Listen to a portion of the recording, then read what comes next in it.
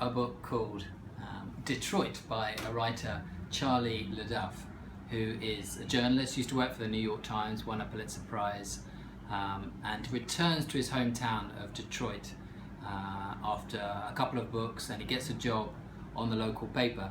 He's very much a sort of hack, man of the street, man about town, and the book really, the subtitle gives the clue to what the book's about. The subtitle is An American Autopsy, and Detroit is this sort of emblem of the post-industrial, depressed American town suffering the outsourcing of American jobs, and he sort of looks at the impacts of those economic changes for this city that was iconic for Ford and General Motors and all the manufacturers that have now been superseded by very clever Korean and Japanese car makers. The book is, the style of the book I think is really interesting. So it's kind of quite contemporary gonzo journalism. So all his characters are slightly offbeat, but real working class kind of firefighters and honest detectives and not so honest detectives and not very honest politicians. The sort of scuzz, let's say, of Detroit, and he loves that. And there's one stage where he references a letter that he gets into the newspaper when he's been writing yet another case of corruption, and the response is, well, what about our art galleries and what about the culture in Detroit?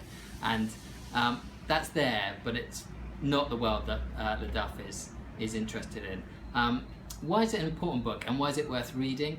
Well, I've become really interested in what people call urban ethnographies now, which is kind of anthropological to an extent, in that the methodology is about hanging out, deep hanging out, as one anthropologist has called it. So he spends time on the fireman's trucks, and he hangs around in courtrooms, and he gets to know the hustlers on the street, and it's very rich for that reason. This town really comes to life. But the autopsy is not just of Detroit, it's of America as a whole. It's of an idea that America stood for, and LaDuff's excellent at that. Sometimes I find that the style and the languages can become a bit like a film script, a bit Tarantino.